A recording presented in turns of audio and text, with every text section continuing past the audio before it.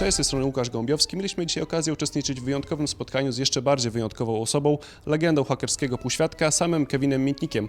Kevin podczas konferencji opowiadał nam o współczesnych zagrożeniach dla naszej prywatności, ale także zaprezentował swoje wciąż niesłabnące i wciąż imponujące umiejętności hakerskie. Między innymi włamał się do telefonów kilku osób na sali. Po konferencji mieliśmy okazję z Kevinem porozmawiać także na osobności i oto co nam powiedział. Really appreciate that you find the time for us, but we do have a little time, so we have to rush to the first question. And the first one, as of now, you are on the side of so-called good guys, right? But knowing how does it look on the opposite side, do you see any? Well, what are the differences and what are the similarities between being a hacker and being a specialist of security? Well, skill set. It really depends on, you can't classify each hacker as, you can't stereotype. You can't classify them because you don't know their skill set. But the difference between being a black hat and white hat is simply authorization. If you have authorization from a target or a client to test their security by using hacking methodologies, it's completely legal and for good purposes. Black hats, on the other hand, do it for criminal-based purposes. So that's kind of the difference between white hat and black hat, good and bad. Okay, back in the time when you were, actively hacking for not really a good cause, were you considering being or switching to the specialist security job, or was the hacking the only option that you considered back in the time? Well, back in my day, in the 90s, hacking was the only option. There was no such thing as white hat security testing. Don't forget, I was doing this before the internet became even a commercial medium.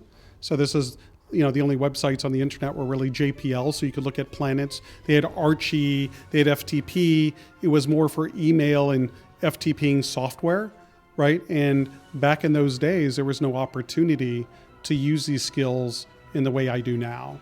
It was more in my day for exploration, to learn about security, to solve the puzzle, to be the guy who could, up the system administrator. It was a seduction, adventure, pursuit of knowledge, and the challenge was what drove me back in those days. Okay, and speaking of security, lately there is a lot of buzz around the government infiltrating our privacy, and even though the people are not really, they're not really worried about it, but the awareness is still growing about this topic. And back in your day,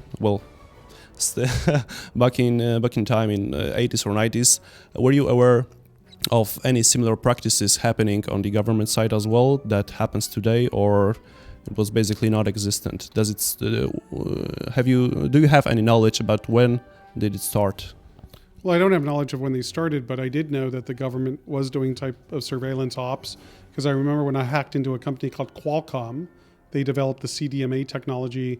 I saw some emails that some United States government branch wanted the ability to intercept CDMA calls. So I knew there was some sort of a surveillance going on, but I didn't know to what degree. Oh, okay, and speaking of that, could you somehow elaborate on your opinion about the actions of Edward Snowden? Yeah, I think Snowden is kind of a hero whistleblower. I'm glad that he revealed how the NSA is monitoring U.S. citizens' communications, how they're intercepting it without probable cause or a warrant, and the degree of surveillance that's going on. However, I don't think he should have revealed our operations against foreign governments, because every government spies on each other. So he should have kept that secret, but he really didn't go through all that data. He basically, as a system administrator, was able to steal all the NSA classified documents and gave it to a couple of reporters initially.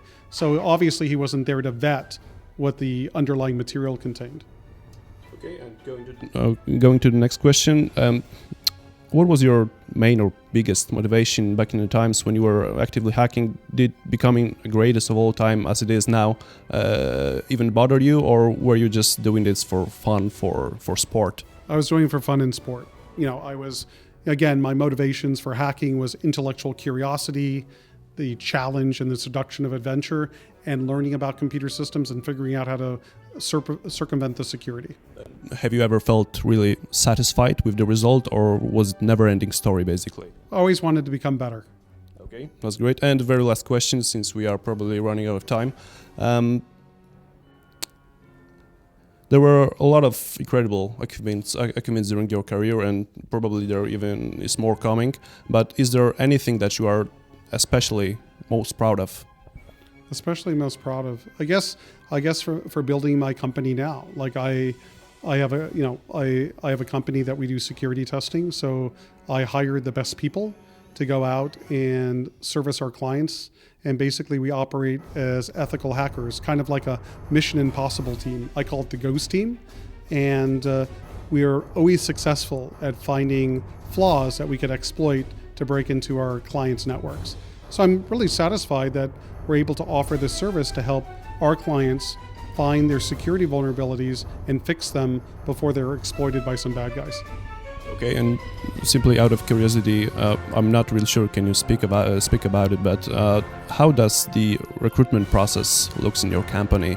Are you involved personally in it somehow, or you just leaving it to hired specialists? No, I have people that are on the inside of the company that do most of the decision making on that. But we look to skill set. We look on background, on skill set, years of skill. We're not looking for entry-level people. We're looking for people that are very seasoned and experienced in the field of security testing. Okay, that's great. Thank you for hearing us. Thank It was you. a real pleasure. All right, Thank you. very much.